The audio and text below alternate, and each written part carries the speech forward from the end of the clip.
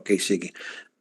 Yung pong mga plastic driver's license cards, marami pa rin pong mga nagreklamo na wala pa rin na po yun. Ang binibigay sa kanila, papel lang. Mr. Chair, we have sufficient driver's license cards po. Meron lang po tayo yung mga hindi pa po bumabalik sa LTO para po ipaprint yung kanilang paper's license. So that's why may information dissemination po kami. We are encouraging those personnel na meron na person to na meron paper license to go to the LTO kasi ready na po yung mga cards po. We have sufficient cards for printing po, Mr. Chair. So kailangan magpalabas ko kayo ng bagong memorandum circular kasi medyo nakakalito po yun. At marami natatakot kasama na ako doon. So dapat well-defined kung ano yung sistema na pwedeng mailatag ng sa gayon hindi matatalanta yung mga tao at acceptable. Yes po, Mr. Chair. We'll do po. We'll take that into consideration po, Ito yung Mr. Chair. administrative order. So wala muna itong multa na 20,000. Yes po. Na wala muna itong retroactive. Tanggalin siguro itong salitang retroactive. Kasi kung retroactive, pati ako, manggagalaiti ako. Sabi ko, yung kapalpakan ninyo, akong magsasuffer. Sana, noon pa lang naisip niyo na yan. Nasabihan niyo kami, then hindi na ako magmumulta kayo. So dapat baguhin niyo po ito at i-clarify niyo. And dapat yung information dissemination properly disseminated talaga. Hindi lang yung sa isang dyaryo na ipopost ninyo at hindi pa siguro masyadong kilalang dyaryo. Dapat national circulation sa TV, radio, social media, etc. para malaman ng lahat. Opo, Mr. Chair. Okay. So wala muna itong memorandum order AOVOM-2024-046 kasi nakakalito po ito. Am I right? Yes po, Mr. Chair. As regards to those previous transactions po. Thank you. Sige. Now, may mga talent pa rin ba dyan o dapat lahat ay regular na at kumusta naman yung mga sweldo ng mga cameraman natin dyan at iba pa mga empleyado? Sir, yung pong mga cameraman natin, medyo maganda ho ang sweldo. Magkano pong sweldo nila? Ang mga cameraman po natin, meron pong 18, meron pong 20. Sir, meron po kasing CBA na limited po ang hiring. Yung po, Okay na sa so 18, that's minimum. How about their benefits? meron po silang overtime, meron po silang mga tinatawag na sick leave, meron po silang mga medical benefits. How about yung mga reporters po, mga writers, Kasama po yun. researchers? Opo. So, you're giving me the assurance na walang nakisweldo dyan sa IBC 13 na below minimum. Wala Lahat ay may kasi po, benefits. ah, Sir, lahat ay may benefits. wala po, lahat po Kompleto. binibigyan namin. Health insurance, lahat. Opo.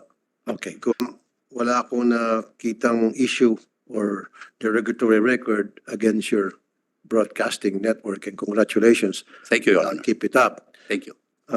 So, if there's no more concerns regarding the franchise applications of IBC and PEC, unless Senator Mark or Senator Cynthia would like to say something, then I would like to refer it to a technical working group. So it's good as approved. Congratulations po. So pwede na ako kayong Thank umuwi. you, Your Honor. Okay na po. Dismiss na po kayong dalawa. Wala na kayong problema. Okay. Salamat po. Sir, if you po, additionally po. Okay ka na nga. Magsalita ka pa. Hindi ako, gusto lang ko Pag-iisip lang malaman ito. nyo. Now, punta na tayo sa LTO. Ito, marami-rami tayong katanungan sa LTO. Andito si Sen Mark, back up ko to. Okay.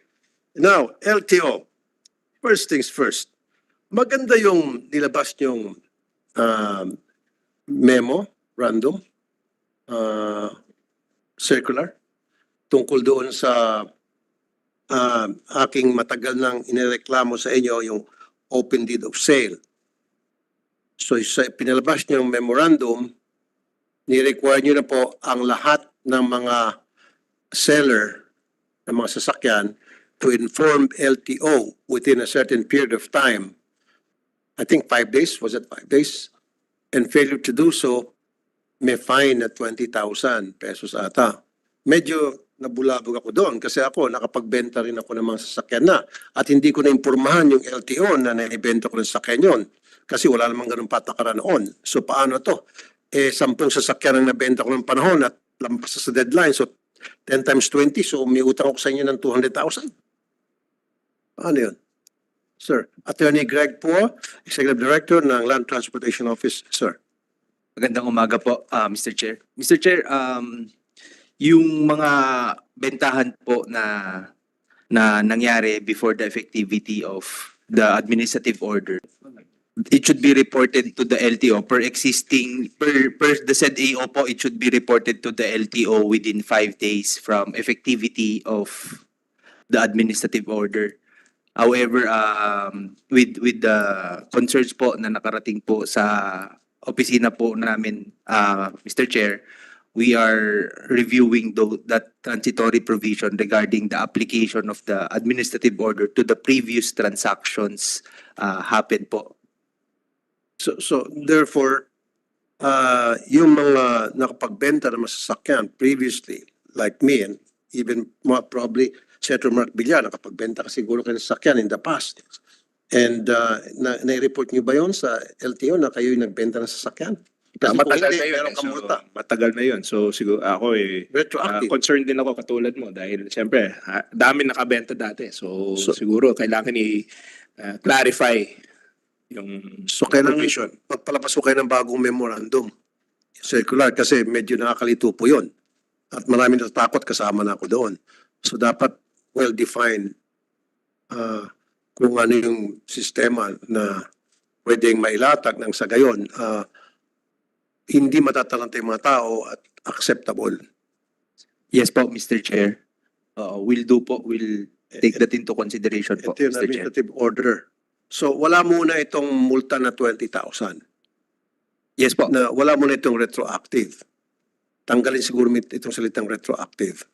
Kasi kung retroactive, pati ako, manggagalaiti ako. Sabi ko, yung kapalpakan ninyo, akong magsasuffer.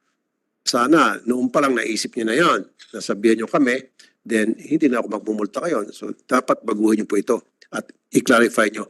And dapat yung information dissemination properly disseminated talaga. Hindi lang yung sa isang dyaryo na ipopost ninyo at hindi pa siguro masyadong kilalang dyaryo. Dapat national circulation sa TV, radio, social media, etc. para malaman ng lahat. Opo, Mr. Chair. Okay. So wala muna itong memorandum order AOVOM-2024-046 kasi nakakalito po ito. Am I right? Yes po, Mr. Chair. As regards to those previous transactions po. Thank you. And yung isa pang gusto ko mangyari,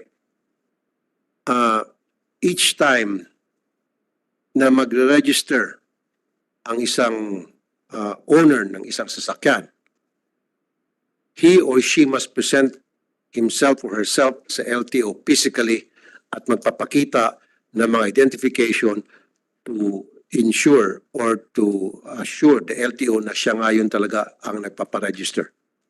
Kasi before, hindi po kailangan anybody can register a vehicle through a fixer or through someone. So ang gusto ko mangyari from now on, kapag nag-rehistro ang isang tao ng kanyang sasakyan, even though if it's Raffy Tulfo, nakalagay doon Raffy Tulfo, si Raffy Tulfo dapat pupunta sa LTO at sasabihin, Sir, ako po ay mag-renew ng aking registration ng aking sasakyan at ako po si Raffy Tulfo, ito po yung aking passport, ito po ang aking ID. Clear po tayo dyan. Yan po ang gusto ko maging patakaran from now on. We'll consider, yes, Mr. Chair, we'll study po that policy and then we'll issue the necessary guidelines. At wala na po yung open deed of sale, ano po? Yes po, Mr. Chair, definitely po. Dun sa AO po yan po yung iniiwasan po natin dyan, yung mga open deed of sale. Kaya nga briefly para sa kalaman no lahat dito, Senator Mark, marami na kasi ako na-enkwentro sa aking programa na nagkaroon ng problema isang sasakyan, naka-hit and run o nakabangga at may ginawang kalokohan yung sasakyan na yon, and then nakuha yung plate number, pupunta ng mga pulis yung address na nakaregister sa LTO, sasabihin nung tao doon sa bahay na yon, wala dito, that wrong address. Or kuminsan, nabenta ko na yan. 10 years ago pa. And yet, yung registration updated. So ibig sabihin, hindi na-register nung bagong buyer, open deed of sale lamang. So nagkakaproblema kapag merong nagawa yung sasakyan, may bulyaso, nahihirapan yung ating mga otoridad na i-trace. So yun ang gusto ko dapat from now on with ID and yung person na yun na mag-renew ng lisensya, ng registration ng kanyang sasakyan, dapat siya mismo nandoon. Tama po, with IDs. Yung distributions ng mga plaka po, LTO. Yung concerns ng marami, yung delayed distributions ng mga plaka. Kumusta naman po, updated na po ba tayo? Nasaan na po tayo ngayon sa pagdating po sa proper distributions ng mga plate numbers? Opo, Mr. Chair, updated po tayo sa mga plaka, Mr. Chair. It's just that pag napunta po sa dealer, dun po nagiging bottleneck sa mga dealer. Mhm. Marami na pong pumunta po sa amin, Mr. Chair, na naghahanap po ng plaka. At pag hinanap po namin ng kanilang, pag tinignan po namin ng aming records, makikita po na ibigay na po ito sa dealer months ago. So, in that case, Mr. Chair, sinushokos po namin yung dealer at pinag-explain po namin bakit po hindi na-distribute yung mga plaka sa mga tao po. Ito po isang concerned citizen, si Marky Pablo. Sabi niya, 2020 ko po nakuha yung aking motor. Hanggang ngayon, wala pa rin pong plaka. 4 years na po, magpa 5 years na. Mr. Chair, yung pong 2023 pababa, 2022, 21, dyan po yung mga backlog po ng aming motorcycle plates because of those problems encountered by LTO po dati. Okay. So in order to address that po, Mr. Chair, yung production po namin, bulk of our production is to address the backlog.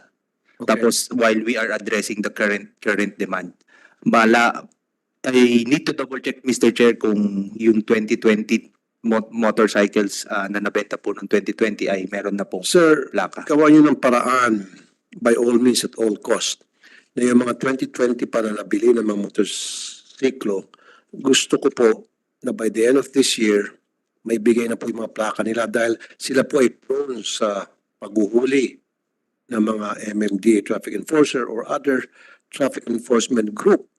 Huliin sila, harasin sila, paparahin sila sa mga checkpoint. Kawawa sila.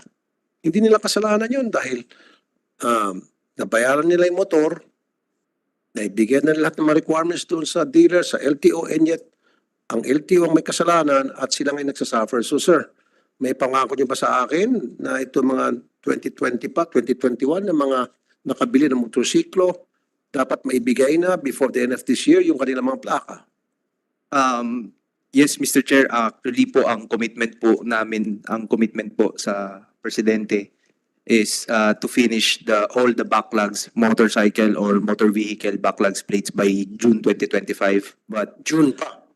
we will Okay. consider po itong 2020 na motorcycles po, Mr. Chair.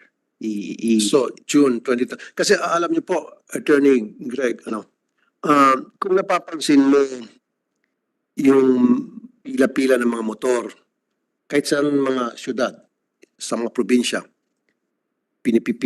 pumipila yan sa isang checkpoint at nandun yung mga traffic enforcer, kung sa mga police, na hinahanapan ng rehistro yung mga motorcycle dahil wala silang plaka o yung nakalagay doon sa motorcycle nila, yung karton lang.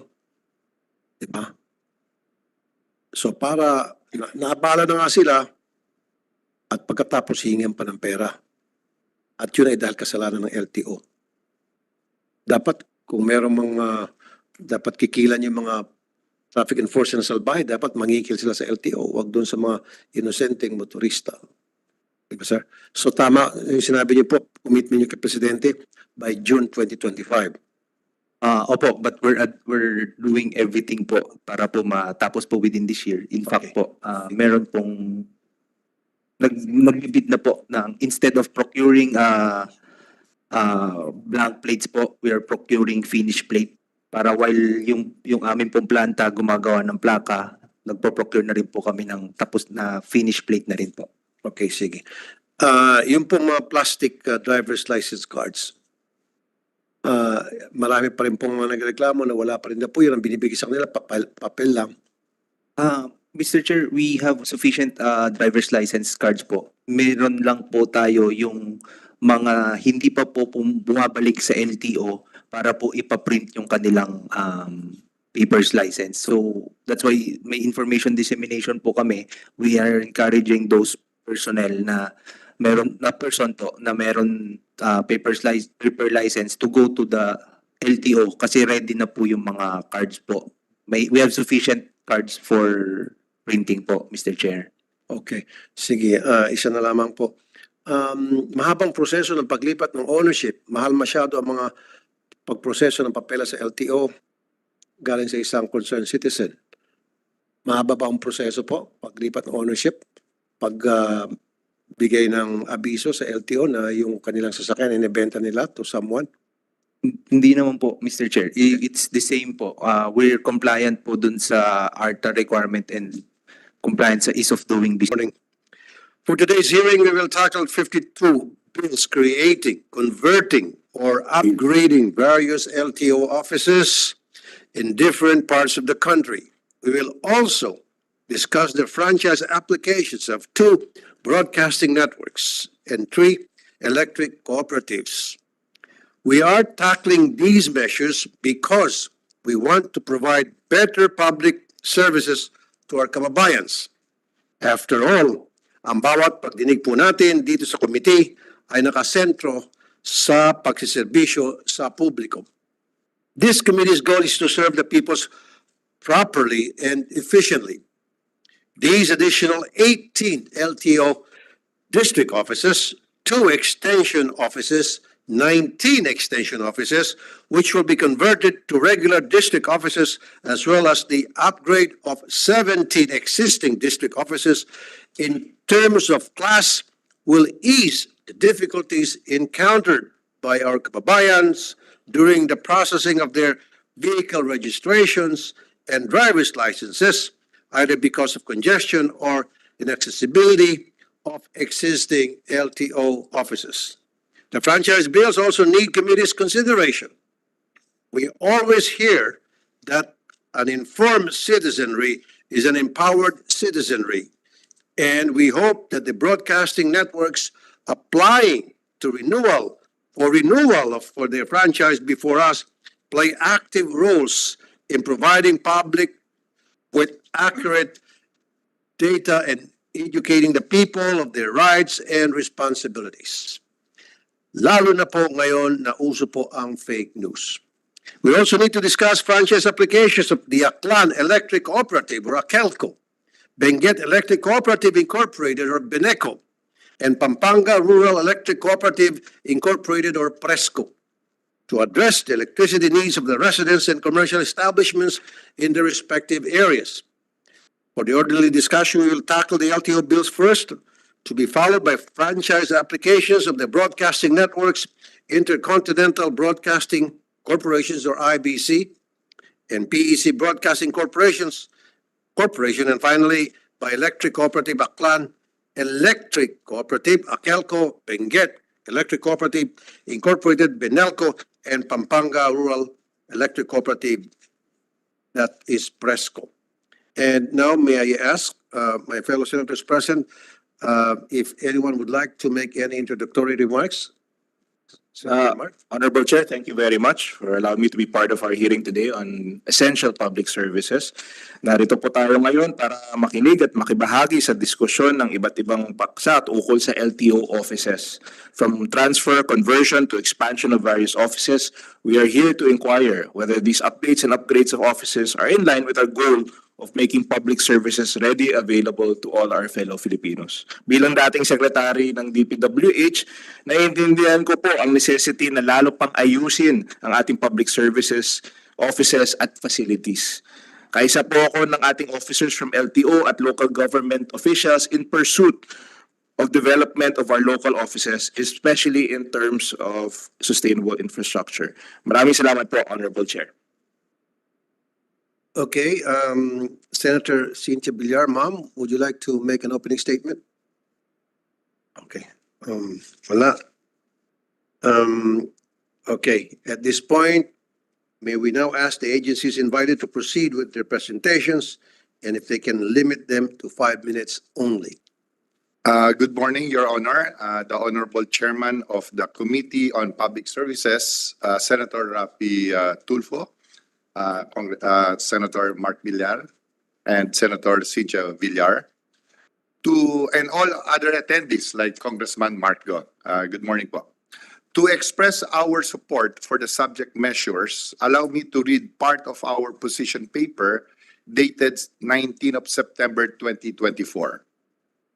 At the outset, DOTR and the Land Transportation Office respectfully support the general objectives of the subject bills, noting that the measures intend to facilitate, expedite, and improve delivery of services of the LTO in various covered areas through either of the following: conversion of LTO Extension Office into a regular district office, establishment of an extension office, establishment of a district office, and the conversion of LTO district offices classification. That's all for now, Chairman. Thank you, ma'am. And other resource persons who would like to make a presentation, how about the IBC, International Broadcasting Corporation? Mr. Policarpio, CEO, President of IBC.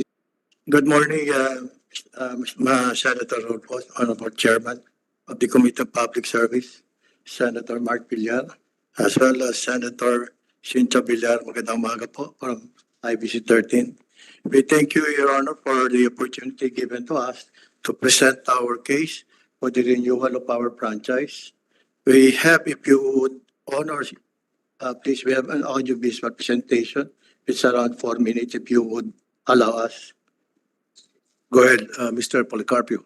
It contains the history of Channel 13, Your Honor. Thank you.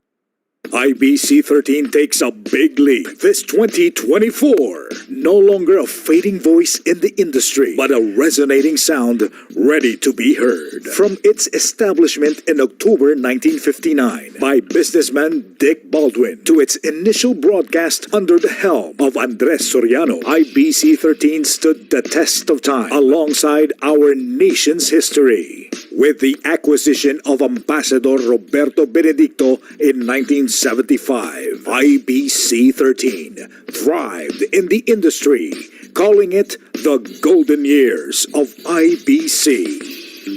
The 1986 EDSA People Power Revolution brought forth the network sequestration by the PCTG, prompting the decline of the TV network. Years passed, and several administrations later, the network's operations started to decline due to lack of continuity. The year 2023 became the year of resurgence with the IBC 13 President and CEO, Jose C. Policarpio Jr.'s management. IBC has regained its stability. Ang bagong IBC sa bagong Pilipinas. The biggest accomplishments have come a long way. The payment of retirement benefits to more than 145 employees from 2002 to 2023. IBC has successfully fulfilled its tax obligations and is now fully compliant with the BIR.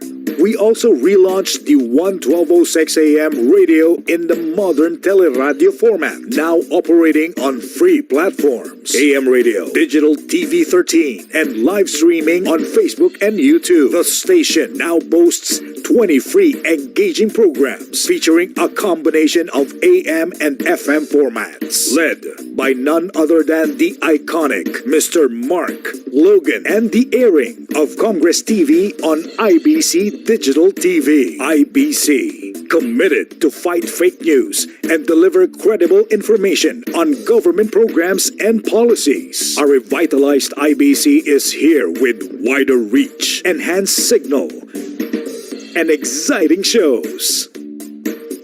Digitalization and refurbishment of provincial stations are underway to cover the entire archipelago. Digital Terrestrial TV, or DTT, has been installed and commissioned to TV 13 Manila, TV 13 Cebu, and TV12 Iloilo. The digital channels in Baguio and Davao are set to be fully operational starting this November. New studio and digital network layout system are being upgraded for a complete automation system. IBC's commitment to serve the government and the Filipino people continues with programs that guarantee the delivery of relevant information and government programs to the viewing public on TV, radio, and online. Bagong Pilipinas, PBBM Lingkod ng Bayan, ang Senado ng Pilipinas, House of Representatives, Cabinet at Work, Tuto 13, Express Balita, Doc Truba Restaurant, Balitang Pambansa, administered by the Presidential Communications Office. And more informative and entertaining shows are coming soon. With our request for franchise renewal, IBC 13 shall continuously be an instrument of the Philippine government in disseminating credible information to the Filipino people. Okay, and next to make a presentation with us here is Attorney Rolex Suplico. And you are the counsel for PEC Broadcasting. Yes, Your Honor. And attorney, how long will that be? 20 Well, minutes? Your Honor, just 1 minute, Your Honor. 1 minute, go ahead. Chairman Raffy Tulfo, Senator Mark Villar, Congressman Mark Go, and the guests here in this hearing. Tech Broadcasting Corporation was founded in 1988. It was issued a franchise by Congress in June 25, 1998 under Republic Act 8685. Since then, it has operated 18 FM radio stations, 1 AM radio stations, and 3 TV stations. They are doing this in coordination with PISET, that's the Philippine Electronics and Communications Institute of Technology, owned by the same family, Your Honor, based in Butuan City. So they, in coordination with PISET and the Department of Education, they broadcast educational materials. Now, on August 25, 2022, and before the expiry date of House of Republic Act 8685, on June 25, 2023, Congressman Ferdinand Biron filed House Bill number 4106, calling for the extension of the franchise of PEC. We are taking up House Bill number 9155. This is the result of the filing in the lower house, Your Honor. Thank you very much, Mr. Chairman. Thank you. At this point, I would like to ask some questions for the IBC 13. Yes, Your Honor. Paano na po yung mga claims ng mga retirees na matagal din sila Your Honor, yung last year po, nakakuha po kami ng 500 million courtesy po ng Kongreso, ng Senado.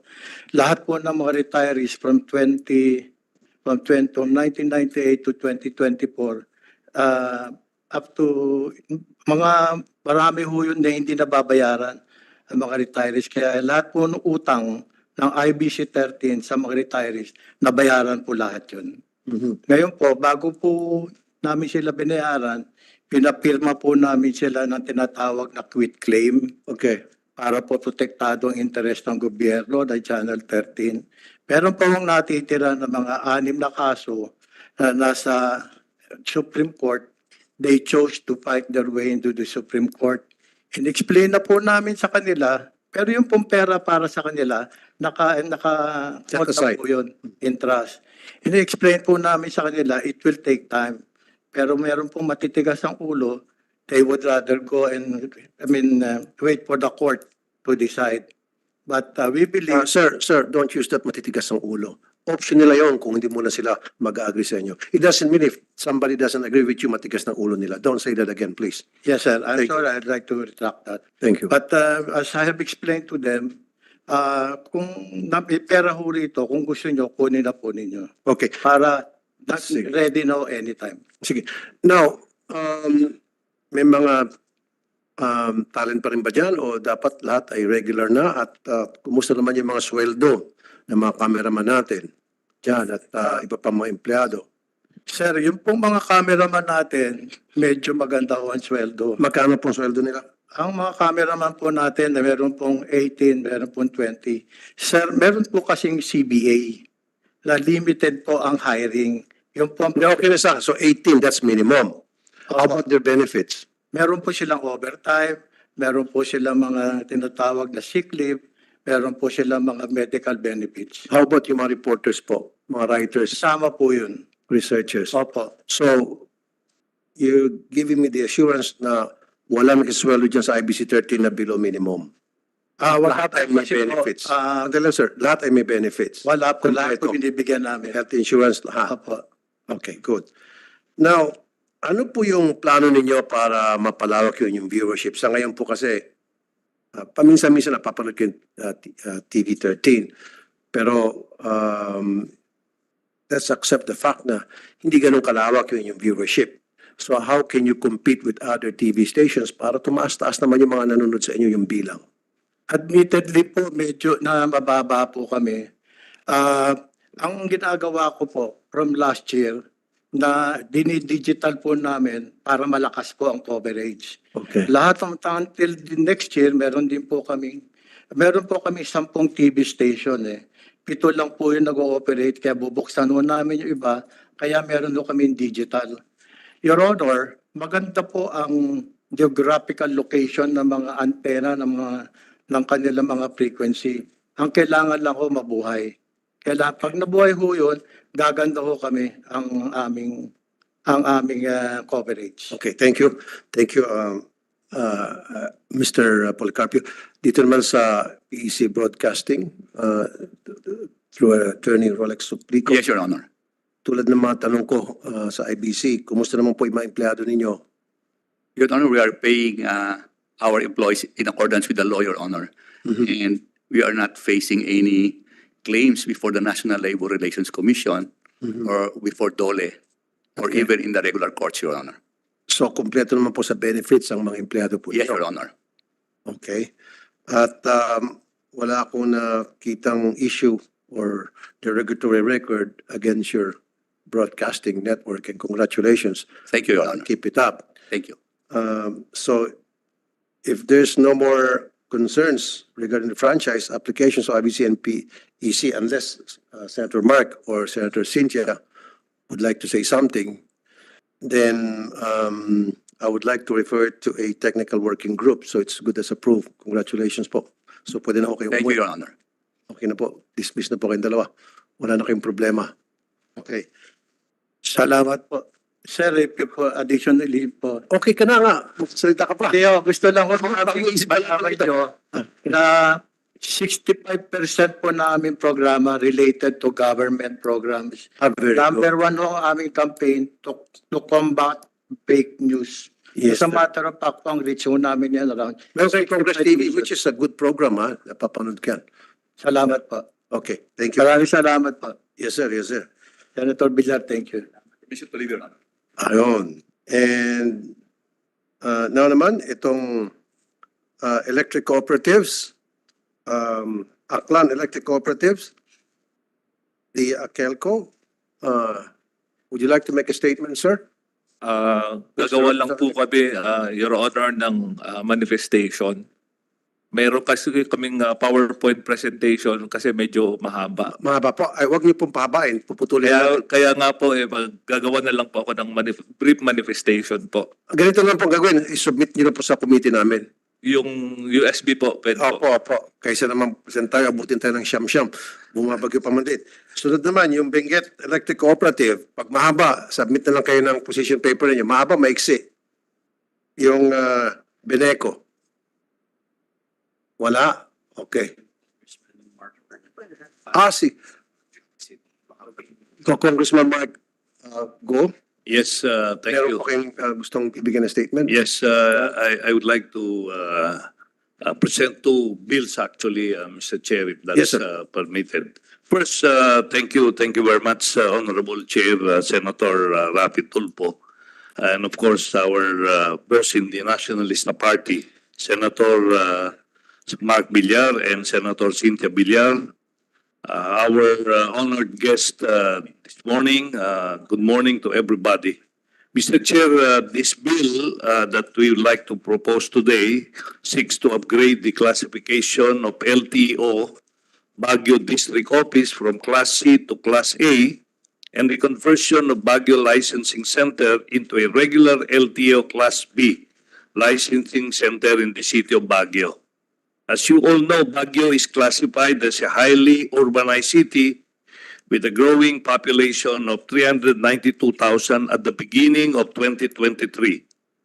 With the growing trade and business therein and its nearby municipalities, it is most fitting that the public has easy access to basic government services, including access to LTO services in securing vehicle registrations, processing of driver's license and permits, and other concerns on land transportation. For the years 2018, 2019, and 2022, LTO Baguio District Office recorded an average of 80,200 transactions with an average revenue of about 109 million pesos. Pursuant to LTO Memorandum Circular Number 2020-2200, an LTO District Office with an overall point score ranging from 76 to 100 shall be merited to a Class A. Based on the average annual transaction of our LTO Baguio District Office, it has garnered an 82.5. Hence, its classification shall be upgraded or should be upgraded from Class C to Class A. In 1992, LTO Baguio Licensing Office was separated from Baguio LTO District Office, thereby administratively creating the Baguio Licensing Center, which was given a different unit, while LTO Baguio registration retained its code and classification. Its personnel complement remained to only 14 plantilla positions, providing motor vehicle registration and driver's license. The creation of Baguio Licensing Center into a regular Class B licensing center will not only benefit the local clients but also minimize the risk of clients resorting to or being victimized by fixers and fixing activities, as well as eliminate cases of fake licenses through a more effective and efficient access to driver licensing services. We would like to propose, Mr. Chair, that we will upgrade our LTO District Office to Class A and the establishment of a Baguio Licensing Center into a regular Class B licensing center. This will help our clients from Baguio and its nearby municipalities benefit from such enhancement, and a more efficient and effective public service shall be fostered. Finally, Mr. Chair, with the upward trend in vehicle ownership, issuance of permits and licenses, more clients will be accommodated, yielding to a higher revenue also and efficient public service to the people of Baguio and the whole of Cordilleras. In view of the foregoing, Mr. Chair, this representation earnestly seeks the approval of this timely and important proposed measure. That is for the LTO reclassification. In the case of Benguet Electric Cooperative, Mr. Chair, we would like to seek this body to grant a legislative franchise to the Benguet Electric Cooperative to construct, install, establish, operate, own, manage, and maintain a distribution system for the conveyance of electric power to the end users in all the municipalities of the province of Benguet and Baguio City pursuant to Section 27 of Republic Act 9136, others known as the EPIRA Law. Bineco was organized and registered on October 5, 1973 as an unstacked, non-profit, service-oriented entity and was granted by the National Electrification Commission on March 20, 1978, the sole franchise to operate an electric, light, and power service in the city of Baguio and the whole of province of Benguet. The franchise area of Benguet Electric Cooperative comprises the 13 towns of Benguet Province and the city of Baguio. In 2019, Bineco conducted the referendum for the conversion of the electric cooperative to stock cooperative under the Cooperative Development Authority or CDA. The CDA granted its certificate of registration on November 11, 2020. Bineco's vision is to be a world-class and globally competitive electric cooperative that is self-sufficient in renewable energy and provider of quality service to empowered member consumer owners. Mr. Chair, Bineco is considered as a mega large electric cooperative. Its sales ranges from 35 million to 40 million kilowatt hours per month, and it serves 216,440 accounts as of 2021. It is included in the list of electric cooperatives with 90 to 100% level of energization as shown in the 2019 performance assessment of NEA. It has been a consistent recipient of various awards, citations, and commendations from NEA, PhilReca, and other agencies. On July 20, 2023, NEA issued its certification for Bineco as a Category AA based on its 2022 overall performance assessment. Being a Category AA, Bineco obtained a 92% score and is officially considered as a cooperative in very good standing. Mr. Chair, granting a legislative franchise to Bineco will ensure the continuous supply and delivery of affordable, efficient, and safe electric power to the people of Baguio City and Benguet. Hence, this representation seeks the approval of this proposed measure. Again, thank you very much, Mr. Chair, and good morning. Thank you very much, Congressman Mark Go, Baguio City Lone District Representative, sir. I saw someone was raising his hand a while ago. I think that was Attorney Carino of Bineco. Andiyan ba si Attorney Carino? Wala na? Nandyan po, sir. Okay. We are here, Your Honor. Virtually or physically? Virtually po, sir. Ayun na. Sige, go ahead. Yeah, good morning, Senators. In support of the statement of Representative Mark Go, Bineco's family and its member consumer owners are really fervently praying for the renewal of its franchise. As of 2023, the latest rating by the NEA, Bineco is already recaptured its lofty standing as a AAA electric cooperative. We believe that the renewal is timely, sir, because we believe we have fulfilled the mandate of our franchise. One is the energization of the rural communities at 100%, the provision of a sustained power supply for our member consumer owners, and the imposition of to the member consumers of the least cost rate or competitive rates, and engaging our MCOs not only as consumers but as vital stakeholders. Way forward, Your Honor, we really pray for 6 matters on the table. Is the franchise renewal of Bineco so that we can continue our passionate and dedicated service to our member consumers. Number 2, we are in the thick of an aggregation of 18 electric cooperatives in the country to a procurement for a long-term power supply contract that will guarantee us the availability of power supply in the next 15 years.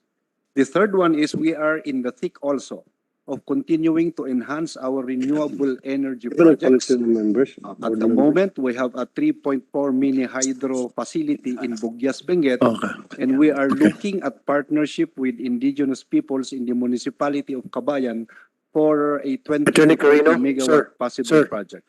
Sir, gaano katagal pa po yan? Just 2 sentences, sir. Two sentences na lang.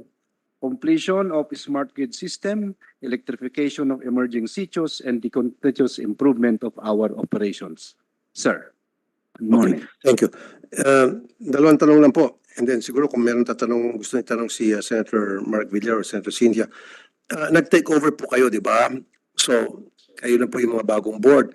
Ano po yung nakita niyo mga anomalya o katuwalian ng previous boards na pinalitan ninyo? Kung may The NEA took over and positioned a task force for our board of directors in January 2023. based on the administrative decision that was issued by NEA. Sir, Ah, just answer my question po. Ano po, kung meron man, ano po yung mga katiwalian, anomalya na inyo pong na-discovery na ginawa nung previous mga members ng board? Yun lang po yung tanong ko lang. Kung meron, kung wala. Wala naman Sabi pong anomalya as is, sir. It's just a matter of disallowances po na Okay. natanggap Sige po, nila. Nea? And Nea? Nandito ba yung Nea? Okay, Nea? Don't worry, sir. Wala kayong problema sa akin. Yung previous meron kasi nareklamo sa akin yan noon eh. I remember. So, Nea, ano yung mga katiwalian na na-discovery po ninyo sa Bineco from the previous board directors? Yes, good morning, Mr. Chair. Good morning, Senator Mark Villar and Senator Cynthia Villar.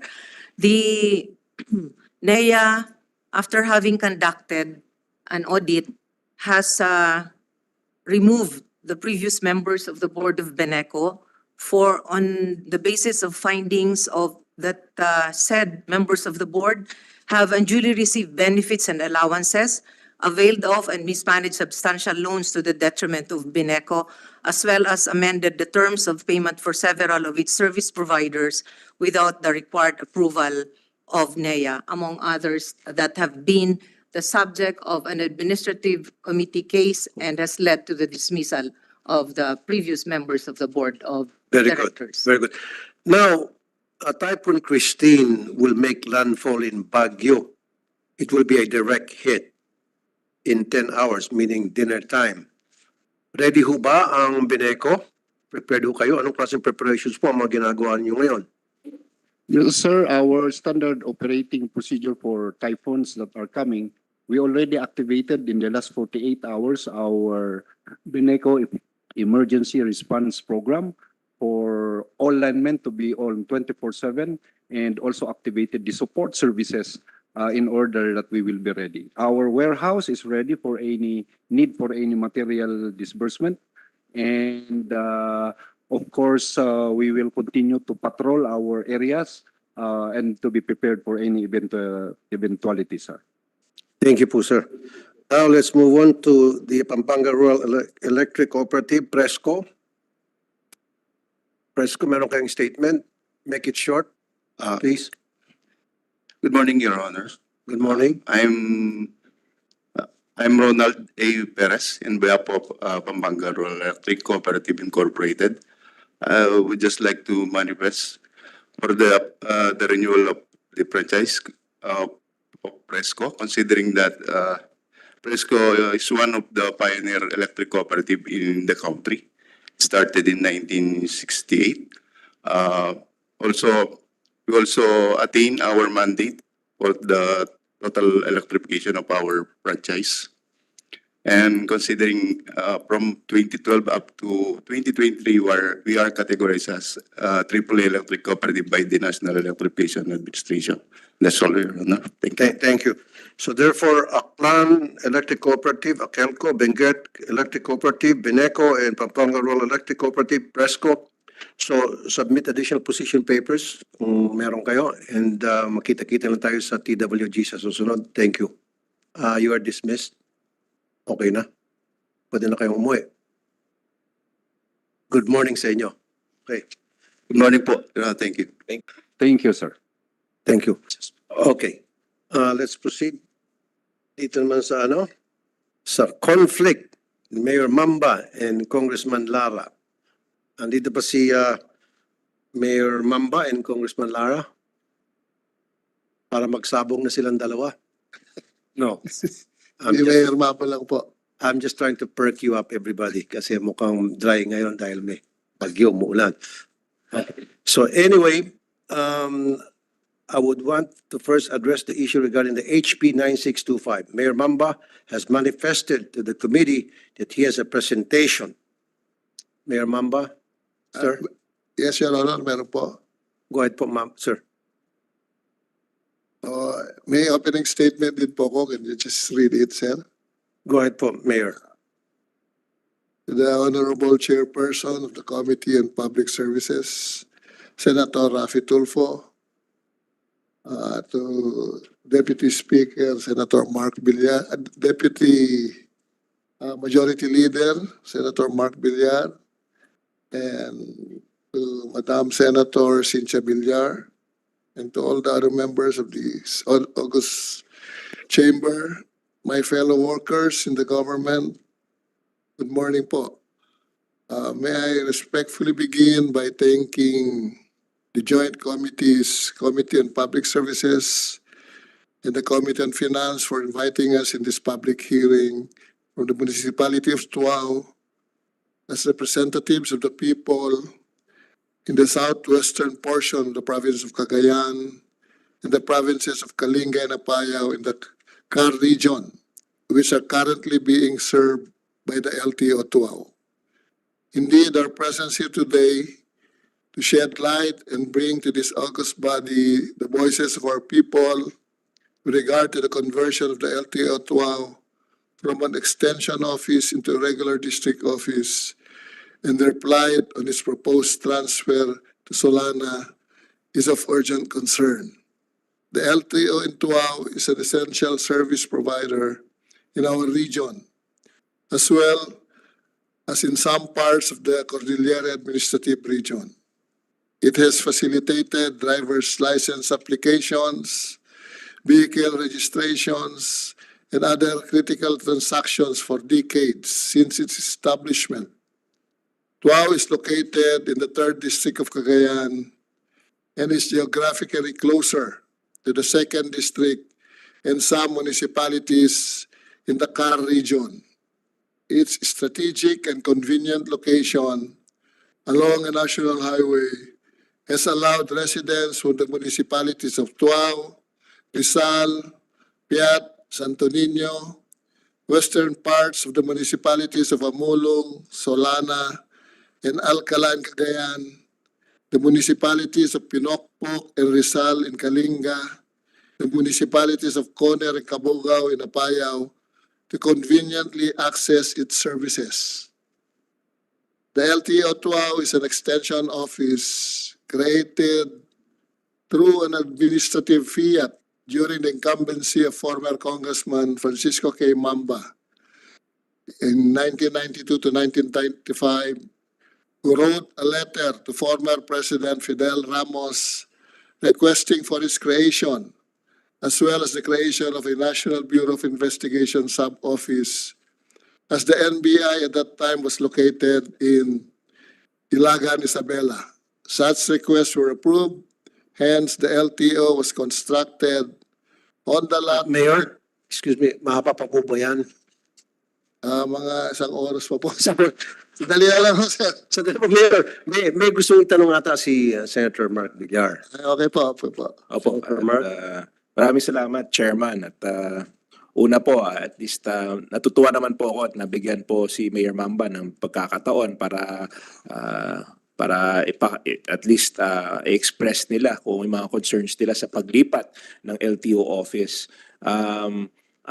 Sa ngayon naman ako sa pag-upgrade, maging regular office yung LTO office. May concern lang po ako sa paglipat dahil alam ko matagal na po ang existence ng office ngayon at marami na silang, katulad ng sinabi po ni Mayor Mamba, marami na pong areas na sinaservice, hindi lang po sa Cagayan, pati po sa CAR region. Kaya gumastos ng gobyerno para sa pagtatayo ng office. Gusto ko lang malaman, ba't kailangan pang ilipat? At nagkaroon po ba ng study para sa paglipat ng LTO office? Ano pong basis ng paglipat? At ba't kailangan? Since knowing that gumastos na po ang gobyerno sa existing office. Ba't kailangan pa? Yung iba po dito sa proposal is only upgrading. Ito lang yung ito lang yung version na may kasamang paglipat ng LTO office. So, syempre, may cost din yan. May cost din yung paglipat. So ano pong justification para sa paglipat ng Sinong gustong sumagot? Who would like to answer the question of Senator Mark Villar? Anybody, Mayor? Would you like to answer that? Or anybody from the LTO? Mayor? Ang sulat po ng previous director, patulong po sa amin, si yung dating Director Sales na for the conversion only into a district office without transfer. Pero nagulat na lang ho kami nung na nasa Congress na may provision na to transfer it to the neighboring municipality. Yan lang naman po yung Opo, wala naman po akong problema kung magtatayo ng office sa ibang lugar, ng satellite office o ng office.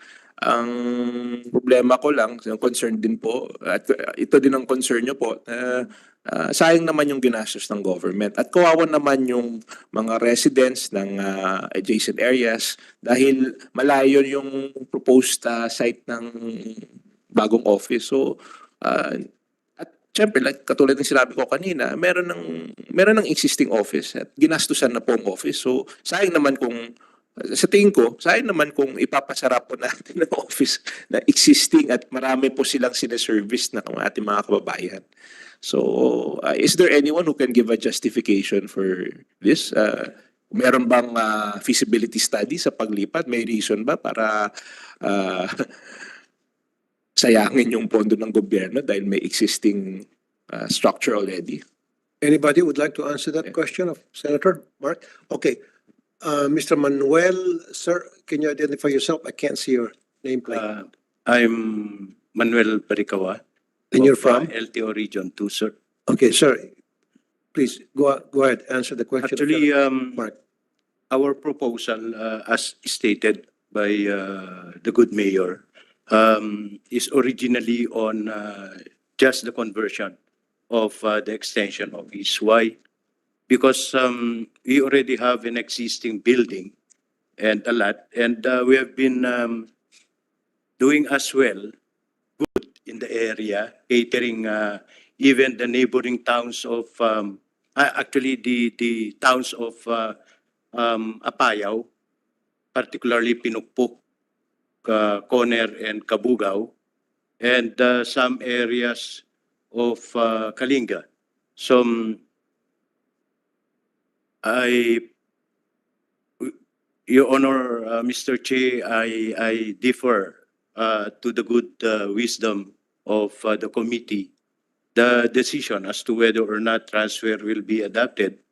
But definitely, it is our wish that Tuaw Extension Office be converted into a regular office so that it will have its own plantilla positions and its budget from the GAA. Your Honor, Mr. Chair, all of our extension office nationwide are just missionary office. We have been stretching our budget. We have been stretching our personnel.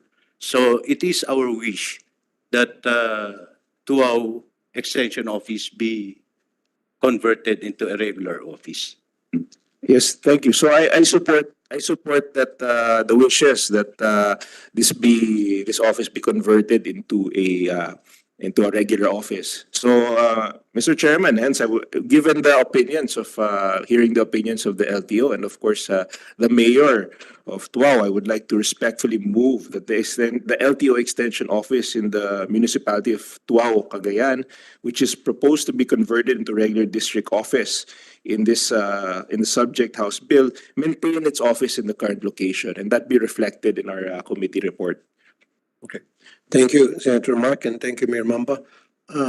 Congressman Mark Go, would you like to make a statement? Yeah, well, I would like to seek the approval of this committee, Mr. Chair, on the upgrade of the classification of the LTO Baguio District Office from Class C to Class A, and the conversion of the Baguio Licensing Center into a regular LTO Class B licensing center in the city of Baguio, Mr. Chair, as I have earlier manifested. Thank you. Okay, thank you. So for the attendees present for the creation or upgrading of LTO offices, please submit your position papers, if any, so we can expedite the passing of your respective bills. So notices and invitations for the next succeeding meetings will be sent accordingly.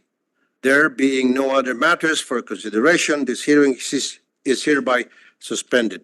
Thank you, ladies and gentlemen. Thank you.